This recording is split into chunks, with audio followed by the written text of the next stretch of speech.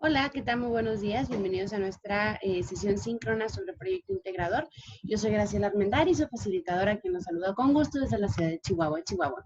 Vamos a observar el día de hoy la preparación para el proyecto integrador. Eso es muy importante, dado que recuerden que el proyecto integrador pues cubre el 100% de nuestra calificación para aprobar satisfactoriamente el módulo 4 en remedial y así evitar pues tener que recursar nuevamente completo en tiempo ordinario con 4 semanas y con las actividades correspondientes que serían 6 en actividades integradoras y el proyecto integrador más los foros de participación. Entonces, bueno, esperamos que todos puedan aprovechar esta oportunidad. Les recuerdo, es solamente el proyecto integrador con lo que ustedes tienen que cumplir, así que es una magnífica oportunidad para que puedan hacerlo y aprobarlo de manera pues rápida.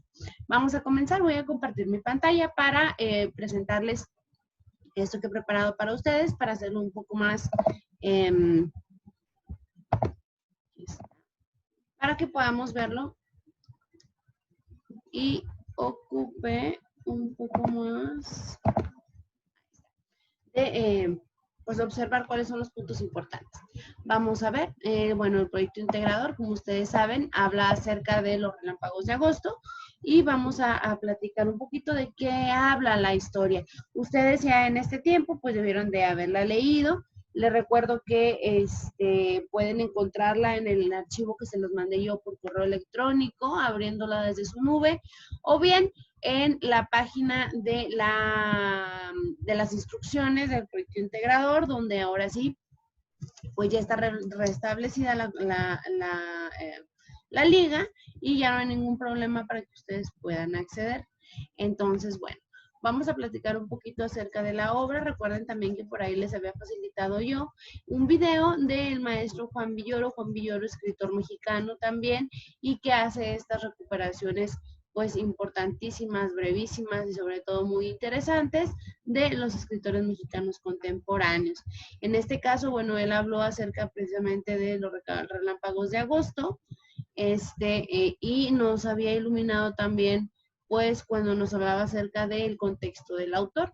Ya para quienes tuvieron oportunidad de ver el video, pues, vamos a retomar únicamente y brevemente, ¿no? El autor, bueno, pues es guanajuatense, Jorge Ibargüengoitia, quien hace pues un uso excelente acerca de pues de la ironía, para contar la historia de México, de un humor negro que también lo caracteriza bastante y que se nota en todas las obras que él realiza. Él empieza como crítico literario, después entra en el teatro y luego se dedica también a la escritura, tanto de novela corta como de cuento.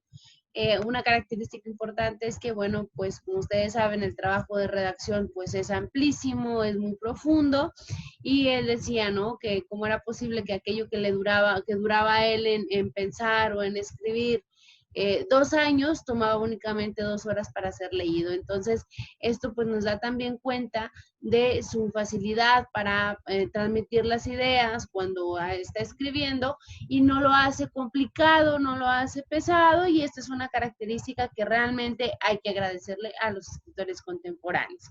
Luego, el mismo autor nos revela a través de sus historias, pues, diferentes facetas, ¿no? En el caso ahora de los relámpagos de agosto, nos habla precisamente acerca de la historia postrevolucionaria, que iremos viendo, bueno, pero habla acerca de este general, José Guadalupe Arroyo, que responde en una tipo carta de manera epistolar.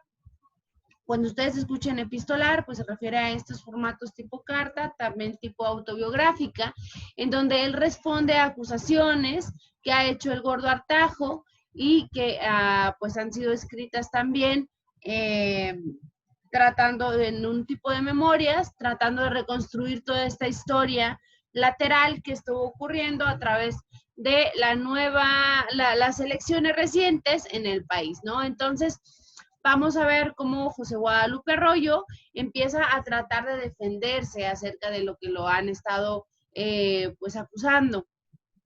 que de hecho él lo dice cada vez que tiene oportunidad, ¿no? Y no estaba borracho, como lo decían en las declaraciones, y no es que fuera así, como lo decía también fue el nombre de otro personaje en sus memorias.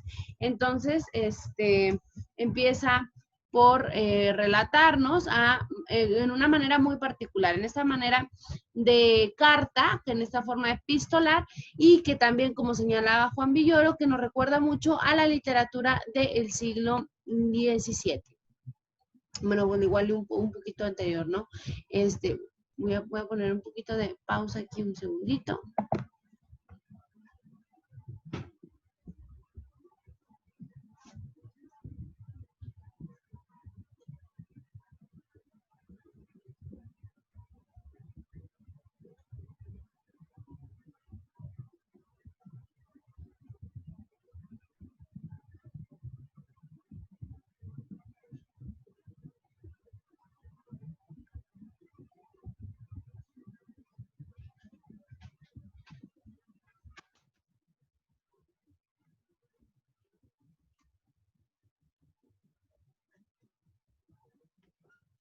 Bien, gracias. Y sí, bueno, como les comentaba, ¿no? Habla acerca de esto, que nos empieza a hablar de la historia de cómo empieza a debatir acerca de las memorias del Gordo Artajo. Entonces, bueno,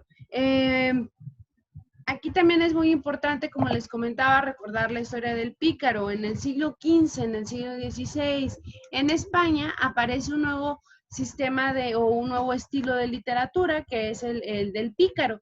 El pícaro es esta persona que, como su nombre, bueno, a lo mejor no para todos, bueno, pero indica, es una especie de sirviente, es una especie de persona que va buscando o va haciendo favores para poder tener una mejor posición de vida. El pícaro por excelencia, pues es el Lazarillo de Tormes, que es una obra anónima. De hecho, a lo mejor les ha sonado por ahí, ¿no? Cuando una persona es invidente y que tiene una persona que le ayuda, o el perro, ¿no? Se le conoce como Lazarillo. Es precisamente a raíz de esto, porque pues Lázaro es la historia de un joven que, al no tener nada a su madre que ofrecerle, pues lo ofrece como sirviente. Entonces va pasando de amo en amo y va pasando estas historias cómicas. Por ejemplo, el primero, bueno, es un hombre ciego que no le da de comer, que no le paga, entonces él empieza a comerse su comida, a tomarse su vino, y claro, es descubierto y es ridiculizado con los castigos, ¿no? Una vez uno de los amos, el clérigo ciego, lo hace vomitar incluso una salchicha que él mismo que él había engullido, pero y bueno, resulta pues muy gracioso, pero y bueno, y por ejemplo hay otra ocasión en donde está el clérigo con su vino y él le hace no es una botella, sino es una especie de contenedor de piel, de tela, que le hace un agujerito y toma de ese vino, ¿no? Entonces le está robando de esa manera, pues cómica, graciosa, pícara, y de ahí viene. Entonces, así de esta misma manera, cuando nosotros leemos el Lazarillo de Tormes, nos encontramos con grandes similitudes, como por ejemplo que está escrito en este tipo de autobiografía, en este tipo carta que parece que se la está dirigiendo a alguien, y está defendiendo de una manera u otra lo que ha hecho, lo que ha acontecido, para poder salvar su figura. Entonces, lo mismo ocurre aquí con el señor Arroyo, donde con el general Arroyo, con don Lupe, que nos empieza a platicar su vida de esta manera. Entonces, comienza la historia cuando él recibe esta llamada donde lo han elegido para formar parte del gobierno del nuevo presidente electo. Entonces, en lo que él se va a Ciudad de México a encontrarse con el presidente, pues se da cuenta que ha muerto, ¿no? En el transcurso del tren. Y entonces llega y ve a la viuda y esta le dice, ¿no? Que le va a regalar un reloj, pero se lo regalaría con mucho gusto porque fue en las órdenes del general Marcos González, del presidente electo, pero resulta que Eulalio Pérez H. ha entrado a la habitación antes que ella y ya no encuentra el reloj. Entonces, pues ya no puede obsequiarle ese reloj tan importante, sobre todo no nada más por ser un objeto material, sino porque demuestra que el general antes de morir, pues tuvo a José Guadalupe Arroyo en mente. Entonces van al funeral y se encuentra con este personaje, con Pérez H., y pues se venga de él, ¿no? Por el reloj. Le dice, bueno, pero pues, ¿cuál reloj? Entonces, él se junta, Guadalupe Arroyo se junta con sus amigos, quienes son encargados también, pues, de pensar y de diagnosticar la forma o la situación actual del país, y van a ver entre ellos, van a discutir para ver quién puede ser ahora el nuevo presidente, ¿no? Entonces empiezan a discutirse ahí por algunos problemas, hablan acerca de la derogación de los artículos para poder acomodarse como ellos desean, poder poner a Juan Valdivia, y por el otro lado, pues tienen el problema de que el presidente, un presidente, puede poner a su sucesor. Entonces, hay que ver por ahí todas estas formas en que se llevan a cabo, ¿no? Estas planeaciones de ocultar a los posibles representantes, de evitar hacer una nueva elección, de cómo entre los grupos de élite empiezan a ver cómo se forman o quién puede elegir a quién. Podemos ver cómo también José Guadalupe Arroyo en esta ambición empieza a caer en grandes problemas, tiene grandes tropiezos que empiezan a demostrar pues, que no es tanto como él se creía, ¿no? Entonces, vamos a verlo terminado con la salvación, ¿no? Lo salvan gracias también a algo importante. Cuando va en el transcurso en el tren, al comienzo de la obra se encuentra con Macedonio, y Macedonio, él había sido expulsado del país. Entonces, le pide dinero, pues él no se lo da, pero lo invita a comer, y de repente cuando están comiendo, dice, bueno, voy al baño, vengo. Macedonio se va, y no regresa, él pagó ya la cuenta, ya comió, ya todo, y Macedonio nada más no volvió. Entonces, cuando vuelve a su espacio en el tren, se da cuenta que su pistola con empeñadura de concha nácar ya tampoco está. Entonces, pues lo único que señala es que Macedonio se la ha robado, ¿no? Entonces, esto también es muy divertido porque toda la hora se la pasa enojado porque su pistola tan importante no está, debido a que pues fue sustraída, y al final de la obra pues se va a encontrar con que Macedonio ha sido ascendido, ha estado escalando varios puestos, y ahora es el encargado él de pues pasarlo por las armas. Entonces recuerda que le dice, ¿se acuerda, amigo, cuando me encontró y que estaba yo completamente pobre y en la miseria, y que usted amablemente me dio su pistola para que yo la empeñara? Y él dijo, no, pero eso no es cierto. Claro que no lo dijo, simplemente lo pensó porque pues Macedonio tenía su vida en las manos, ¿no? Entonces dice, bueno, pues gracias a ese favor yo no lo voy a matar. Entonces le ayuda a evitar la muerte, y al contrario aparece al día siguiente una foto de un cadáver que resulta pues que no es Arroyo, sino que es un carnicero al que se parece mucho, y de esta manera él puede salir bien librado de la situación. Entonces vemos grandes tropiezos, vemos temas como la corrupción, vemos como el tema de también la cuestión pues esos ideales traicionados por las élites, por los generales, por los capitanes, y esto es bien importante porque esto nos habla de este nuevo sistema de gobierno, pero que realmente pues no es un nuevo sistema de gobierno, ¿no? Sino que viene arrastrando todos los vicios pues del pasado, la corrupción, el dedazo, el poner el nepotismo, el poner a cada persona que ellos conocen, y los grandes beneficios, ¿no? De que les traerá pues ser amigo o hacer favores a personas importantes. Entonces, bueno, vamos a ver, el proyecto integrador nos pide ahora que contestemos algunas preguntas y nos dice que ubiquemos a los personajes. Yo les pedí por favor que revisaran el recurso textos literarios, y en él vamos a encontrar diferentes, además de los diferentes tipos de narración, o de géneros literarios, que es la narración, viene también la lírica, y la dramaturgia, ¿no? El teatro. Entonces, bueno, nosotros por las características sabemos que nos encontramos ante una narrativa y vamos a ver cuáles son los personajes que pueden haber. Los principales, que están presentes todo el tiempo y marcan la acción y el desenvolvimiento de los demás personajes. Puede existir más de un personaje principal. En este caso, bueno, yo creo que si pensamos, bueno, ahorita vamos a la siguiente filmina tenemos ahí algunos nombres. Luego vienen los secundarios, que son que con su acción hacen sobresalir a los personajes principales. Y finalmente los ambientales forman parte del ambiente donde se desarrolla la historia literaria y tiene características propias de este. Bueno, si se fijan ustedes, tenemos a José Guadalupe Arroyo, que pues si hablamos aquí de quién es quién, yo creo que él responde a nuestro personaje principal.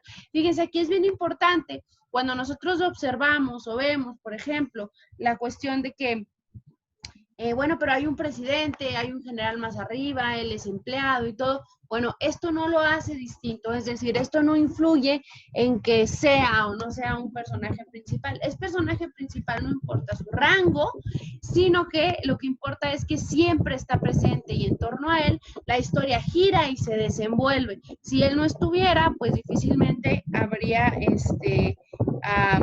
o sea, no tendríamos un hilo conductor, ¿no? Gracias a él, dependiendo, sin importar, independientemente del puesto que ocupe, en puesto militar, socioeconómico, lo que sea, eso no interesa, sino que lo que interesa es que él siempre está ahí vivo, siempre está ahí presente y siempre está hablando. Entonces esto lo convierte en personaje principal.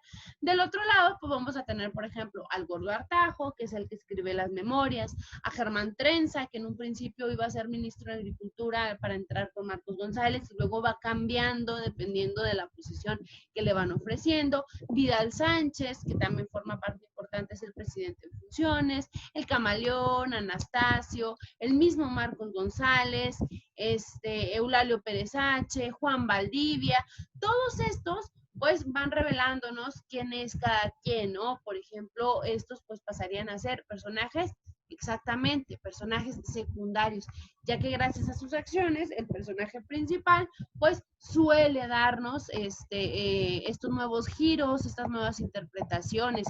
Gracias a estos personajes y a su actuación, el personaje principal se desenvuelve y va revelándonos la historia. Entonces, cuando ustedes hagan la respuesta de la pregunta, asegúrense de marcar estos nombres con el puesto que cada uno tiene. Luego nos pregunta acerca de la postura ideológica. Esto es bien interesante. Cuando nosotros hablamos de postura ideológica es cuando nos referimos a el conjunto normativo de emociones, ideas, creencias colectivas que son compatibles entre sí y están especialmente referidas a la conducta social humana. Las ideologías describen y postulan modos de actuar sobre la realidad colectiva, ya sea sobre el sistema general de la sociedad o en uno o varios sistemas específicos, como lo son el económico, social, científico, tecnológico, político, cultural, moral, religioso, medioambiental u otros relacionados con el bien común. Si se fijan aquí, la postura ideológica parte, o bien la ideología, parte de las cuestiones que están funcionando, como todas estas que se nos subrayan aquí, y que voy a señalar, todas estas que se nos marcan aquí, y vamos viendo de qué manera esto nos hace sentir, cómo viven, quién las cree, cómo se desarrollan. Entonces, vamos observando aquí también desde dónde se puede tener una ideología. Entonces, las ideologías están formadas o constan de dos partes. ¿Cuáles son estas dos partes? Bueno, la primera es la representación del sistema y por otro lado, el programa de acción. La representación proporciona un punto de vista propio y particular sobre la realidad vigente, observándola desde una determinada perspectiva compuesta por emociones, percepciones, creencias, ideas y razonamientos, a partir del cual se analiza y compara con un sistema real o un ideal alternativo, finalizando en un conjunto de juicios críticos y de valor que plantean un valor de vista superior a la realidad vigente. El programa de acción tiene como objetivo acercar en lo posible el sistema real existente al sistema ideal pretendido. Fíjense nada más qué interesante de lo que nos habla aquí. Bueno, ahorita vamos a terminar con esto. Y nos dice, por su receptividad frente al cambio, las ideologías pueden ser de conservación del sistema, es decir, conservadoras, o que buscan su transformación radical y súbita, es decir, que son revolucionarias, el cambio gradual, que es reformista, o bien la readopción de un sistema previamente existente, es decir, que sea restaurativo. Entonces, esto es bien interesante porque muchas veces nosotros nos centramos en ideologías, en cosas así muy concretas, ¿no? Y me llamaba la atención que muchos contestaban, es una ideología cultural. Bueno, sí, pero más que cuando ustedes dicen ideología cultural, aquí hablamos más bien de un programa, sí es una representación, sí habla de la cultura, pero ¿desde dónde? ¿Desde qué forma? Y ¿cuál es el gran hilo conductor de Jorge Ibargüengoitia?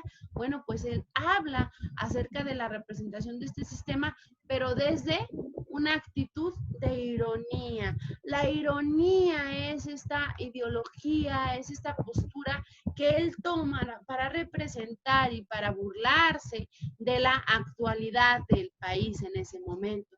Entonces, nos habla aquí de algo bien, bien interesante, que es precisamente la manera en que se subraya, la manera en que se hace,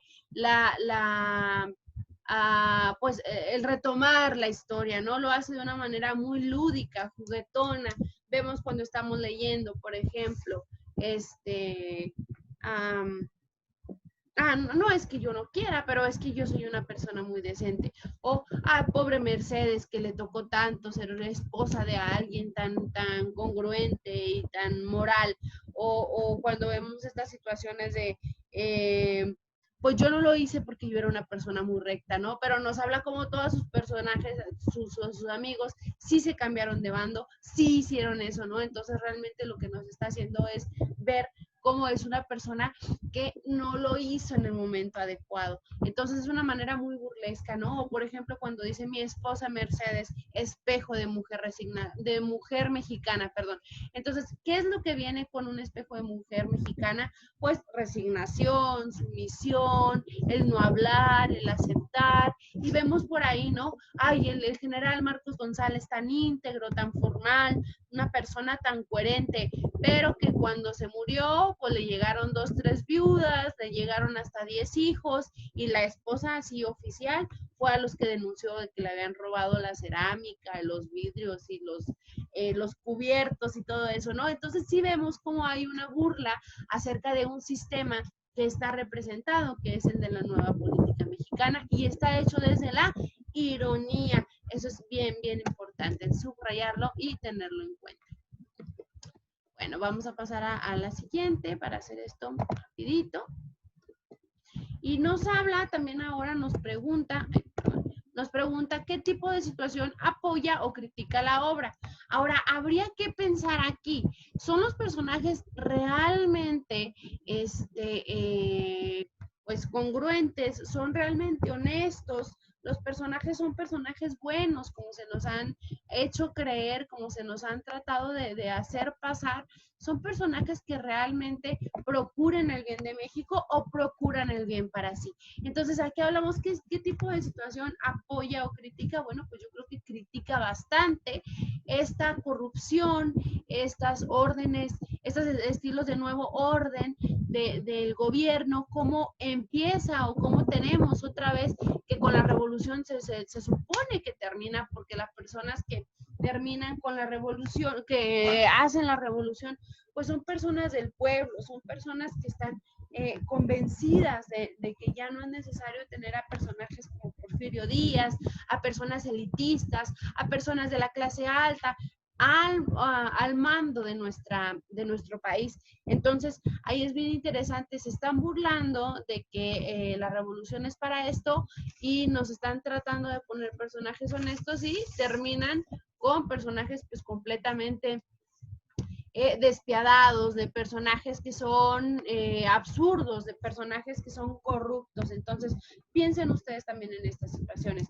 Ahora, ¿cuál es una de las grandes consecuencias de la Revolución Mexicana? Precisamente el que saber qué tenemos nosotros en las manos, el saber elegir quién nos va a gobernar. Entonces, ¿a qué se presta esto? Pues pues a lo que habíamos visto, a favores, a ver de qué lado estamos o de qué lado no estamos, dependiendo quién esté al mando, cómo buscamos el hueso, ¿no? Cómo se busca o cómo Arroyo va tratando de tener estos nuevos puestos a través de los favores, a través de las amistades que hace.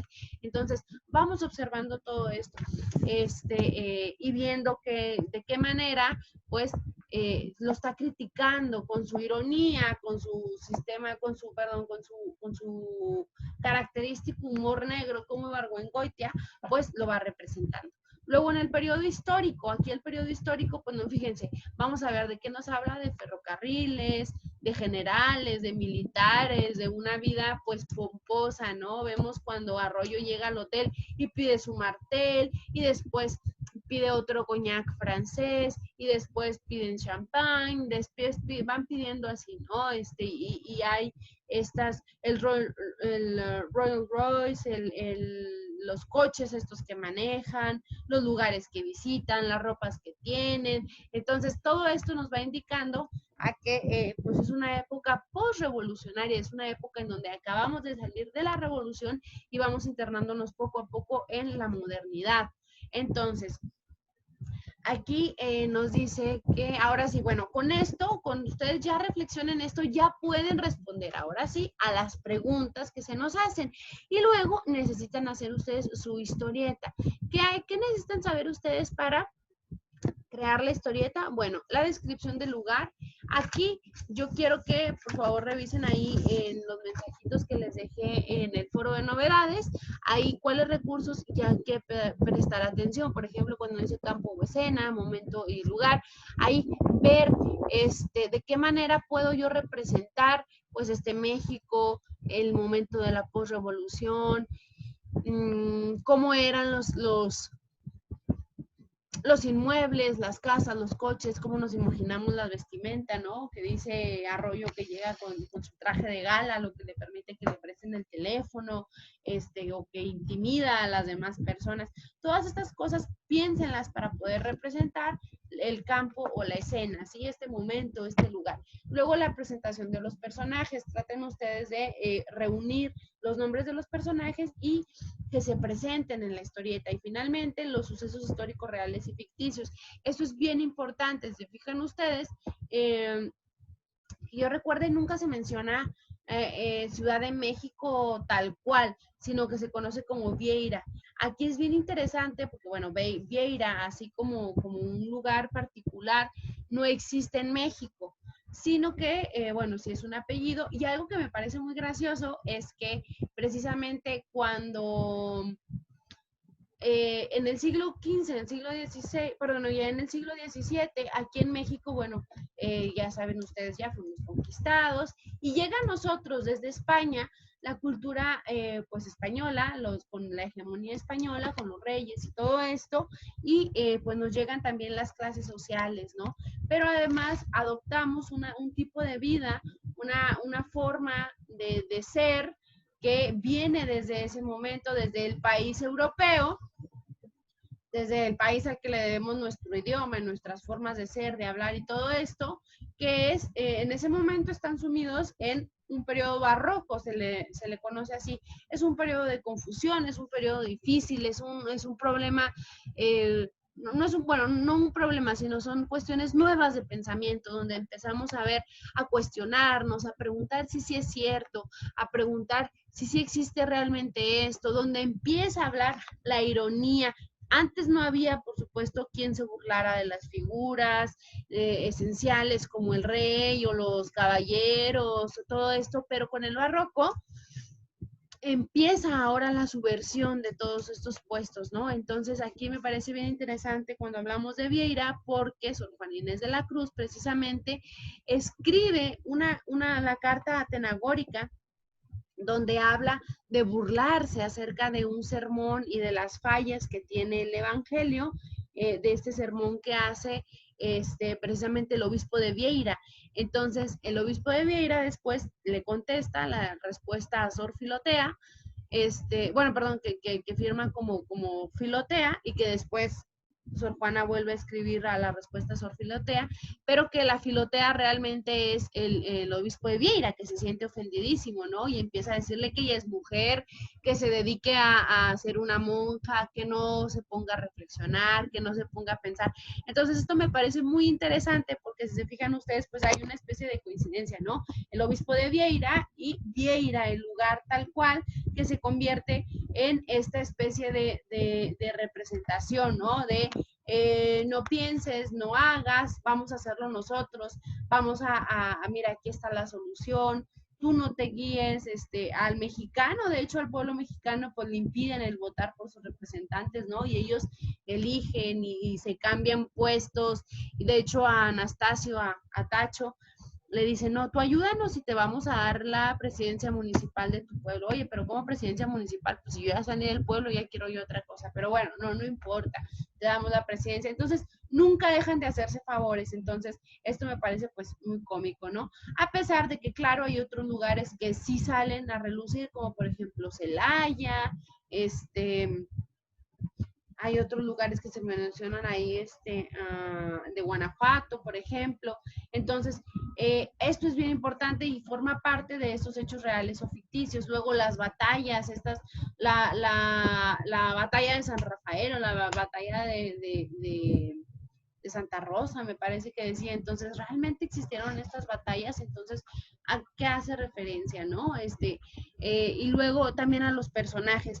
Aquí, al final de la obra, nos dice nota aclaratoria o nota explicativa, una cuestión así, donde habla acerca de cómo nos dice a los que no saben de la Revolución Mexicana, ¿no? Y luego que dice que como Porfirio Díaz tenía un ejército muy famoso, que mandó a sus grandes generales a Alemania, a lo que entonces era el imperio austrohúngaro, a formarse, a que eran personas con una inteligencia, que hablaban varios idiomas, que tenían gran eh, manejo de las armas, pero cómo fueron derrotados precisamente por estos bandos o estas fracciones encabezadas por campesinos como Zapata, por grandes rebeldes como Francisco Villa, cómo fueron guiados también a través de los ideales de Madero, que Madero se dejaba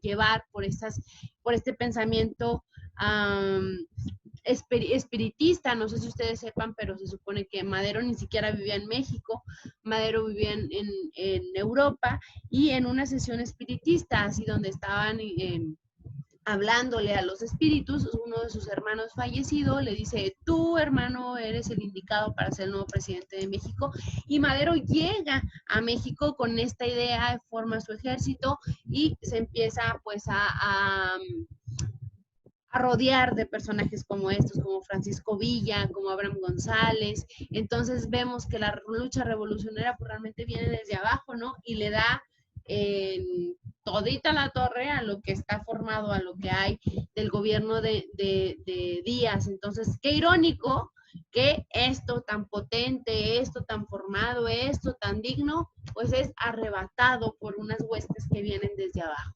Entonces, también esto, pues es algo muy, muy interesante, ¿no? Cómo podemos nosotros observar. Ahora, me llama mucho la atención que hay algunos personajes que pudiéramos nosotros empatar. Igual, esto es únicamente una sugerencia, esto es un pensamiento mío, pero pudieran ustedes investigar cómo hay un nuevo líder de la educación pública, ¿no? Es que tiene a Giovanni Petronilli, me parece que se llama, que nombran por ahí en la obra, y que dice que aunque tuviera un nombre extranjero, es mexicano por los cuatro flancos, ¿no? Entonces, y que él trae esta idea del crecimiento y de la potencialización de la cultura a través de la educación en México, o bueno, en el país, y entonces ocurre muy similar a como ocurre después del movimiento revolucionario en México real, como José Vasconcelos, pues es nombrado como secretario de Educación Pública y hace todo esto, ¿no? Cómo empieza a reivindicar las historias, cómo empieza a preocuparse por la clase de abajo y funda el CONALITEG, que es la Comisión Nacional de Libros de Texto Gratuito, y cómo empieza a llevar esta educación a todos los niveles y empieza a hacer la educación laica, gratuita y obligatoria. Entonces, ¿cómo hay este desempeño también, no? Entonces, pudiéramos nosotros ver que hay algunos personajes que se asimilan a los reales, pues posiblemente, ¿no? Muy bien, entonces, ¿cómo hacer la historieta? Yo les recomiendo realmente que se ubiquen ustedes en Pixton. Pixton es una herramienta bien sencilla de utilizar. De hecho, voy a dejar de compartir la pantalla para ver si podemos hacer lo siguiente y dirigirme a aquí, a que podamos ver aquí de qué manera se maneja. Bueno, ustedes están aquí, por ejemplo, le dan aquí para el alumnado, ¿cómo lo vas a usar? En clase, bueno, déjenme, voy a poner aquí porque aquí ya tengo la cuenta, entonces déjenme, entramos y para ver cómo se va utilizando. Realmente es una parte muy padre de los sistemas gratuitos, de los sistemas libres que ustedes pueden utilizar. Entonces, esta herramienta de Pixton nos ayuda a tener todo lo que necesitamos, imágenes, crear estas sesiones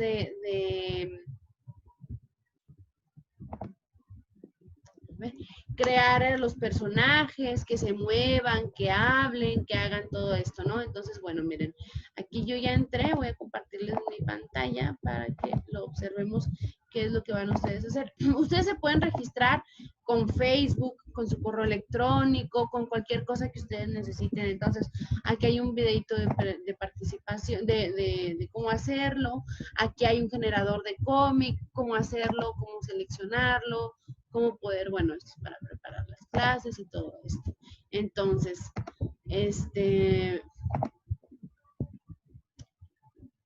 okay, vamos a probarlo.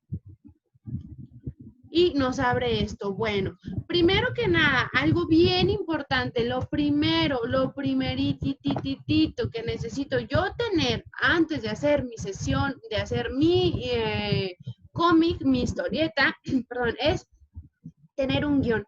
Si yo tengo un guión, y eso es muy sencillo, simplemente pues agarro una hojita, empiezo a escribir. Bueno, yo quiero que primero se presente y se presenta ay, por aquí se está conectando ya por fin. Marina, hola Marina. Primero, entonces yo necesito necesito yo presentar a el señor José Guadalupe Arroyo. Entonces, ¿cómo voy a presentarlo?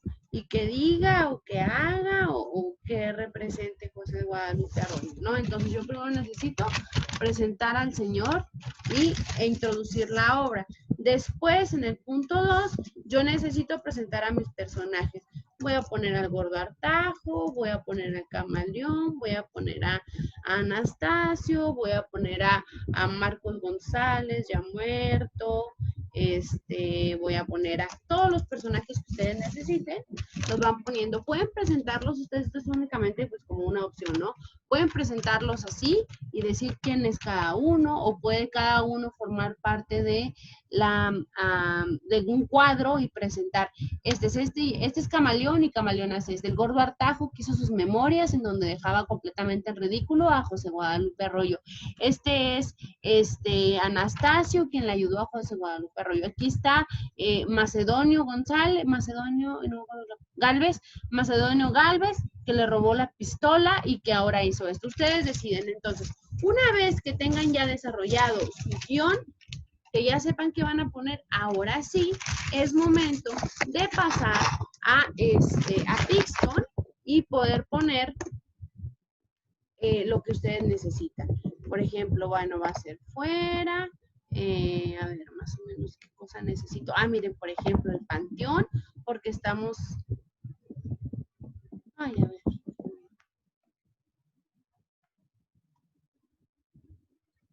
a ver. Bueno, Aquí ya vi que tienen el candadito. No es necesario que ustedes hagan, perdón, que compren nada ni nada. Ustedes simplemente, vamos a ver, vamos a ubicar a ver que no sean estos. No, pues puede ser simplemente, miren, aquí están los que están desbloqueados. Entonces, por ejemplo, aquí en su casa a lo mejor se va a presentar José Guadalupe Arroyo escribiendo, y aquí están los personajes, ¿cómo quiero que sea? A ver si le ponemos aquí soldado. Miren, por ejemplo, me parece muy revolucionario, a ver si... Okay. Todos los que tengan candadito no nos va a poder ponerlos, entonces traten ustedes de utilizar pues estos que tenemos aquí. Ya los iremos viendo de qué manera se pueden modificar. Yo voy a poner que este mero es José Guadalupe Arroyo. Y aquí vean, aquí ya le pueden ustedes cambiar la ropa. Acuérdense, usen lo que no trae candadito para que no les vaya, para que les permita moverle, para que permita a ustedes pues poder hacer todo esto. Voy a poner aquí su traje. Ahí está en traje. Y no me lo imagino que va a ser como así. Ya con un cabello un tanto pues cano. Yo creo que lo peinaría pues como un militar, veamos, por ejemplo, yo creo que de esta forma. ¿Sí? Así, perfecto. Aquí está Guadalupe Arroyo. Si le damos aquí en foco como queremos, aquí yo quiero que aparezca precisamente de frente. Aquí nos está hablando José Guadalupe Arroyo. Ahora en palabras le voy a poner así. Yo soy el general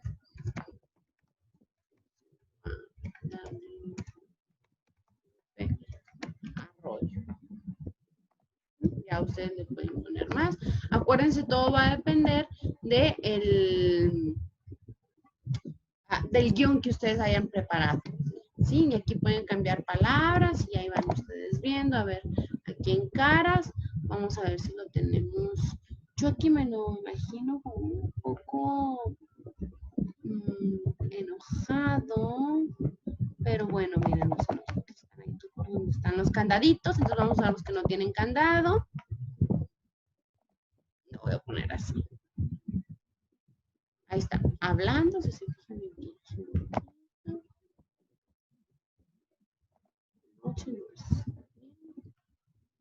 De día, y vamos a ver las caras y las acciones. Y que esté así, en esta pose como de yo soy José Guadalupe Arroyo. Y así vamos a seguir, ¿verdad? Y el siguiente. De qué manera se va a desarrollar ahora el otro y ahora el otro, y cómo lo van a presentar. Acuérdense que esto tiene mucho que ver con el guión que ustedes ya hayan hecho, con el guión que ustedes ya hayan revelado. ¿Sale? Y bueno, pues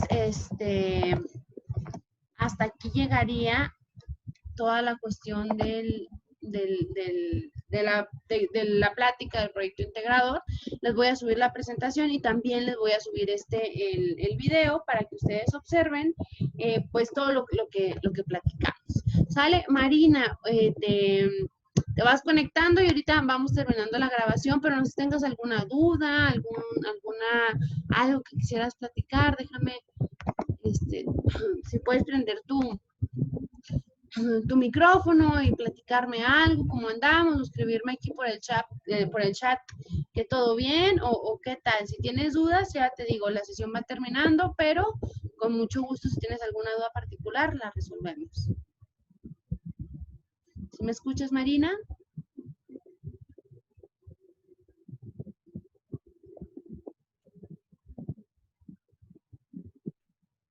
Bueno, esperemos que sí. Bueno, voy a terminar ya la sesión entonces también pues para que sea así rapidita para ustedes. Y recuerden que al terminar esto, bueno, la voy a subir a YouTube para que también sea mucho más fácil de ingresar. Acuérdense, por favor, aprovechen el tiempo. El miércoles 10 se cierra y el curso remedial y es bien importante que ustedes tengan completa el proyecto integrador para que puedan pasar este módulo. Si están enviando tareas, ya han obtenido calificaciones iguales o menores, iguales a 50 o menores, por favor traten de subir otra vez la tarea para que puedan ustedes obtener una calificación más alta y puedan aprobar el módulo.